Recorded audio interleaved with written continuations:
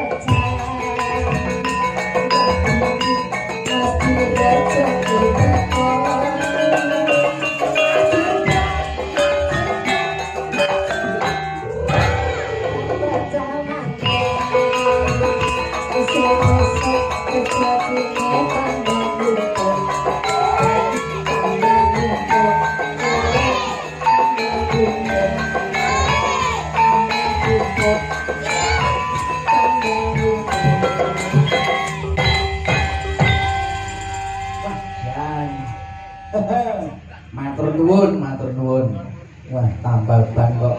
Tambal ban. Jogete kok iso kaya ngono ngantekan. Nggih, niki jaman siyen, Mas. Heeh. Jaman siyen iku nggih napa-napa sambutan gawe iki diplambangne karo ning Gegowo. Lah niku nggih enten lek wonten sampun sarine nggih niki tambal ban, enten singkong keju niku sansaya kepenak.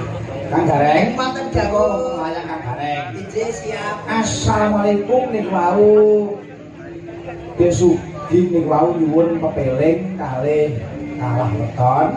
Terus niku wonten satkalih keluarga besar SPBU Karanglo Kidul. Nggih, Pak Sirmati. Nggih, wilujeng dalu. Pak Ibu kula nyuwun dinding kapilo dipun garap. Nggih menika cokek jalanan. Kaping kalih samping Gunung Jendeng. Nggih, siap. Tiba Reyok Ponorogo matur suwun. Nggih. Tapi Kang Gareng, Ije. aku jajal karo anak wedok. Ije. Anak wedok supaya ngendang, Nggih. prima supaya ngerebak. Oh. Jare sekolahe kulon kabeh. Nggih, monggo Mbak Prima. Besarku ya keluarga besare Pak Nyamun. Leres. Besane Pak Nyamun ki Tanjojo ki isih timbul karaku bae padha Kang Gareng. Alhamdulillah nuntuke Ngono baru kabeh sing man. pisah. Mbok menawa ngrumaketake ya lantang saka ngene iki Kang Gareng. Leres nuntuke baru pisah, Mas. Iya Kang Gareng. Coba Kang Gareng. Nggih. Isa teruse ana pamundhut. Mbak Bino, Prima, Ari Mami, Mutiara. Jumeneng. Ya. Mbak Vina, Mbak Mutiara, wonten Mbak Ari Mami. Ayo, goyange. Boy.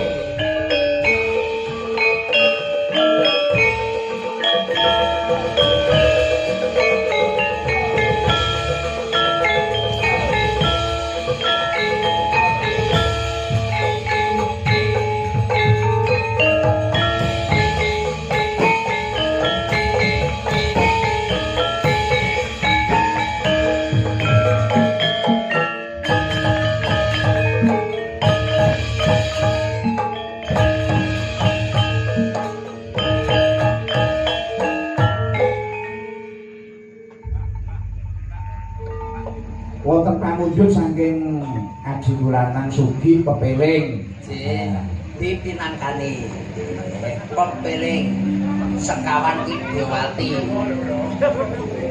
Saya kemang. Monggo pepeling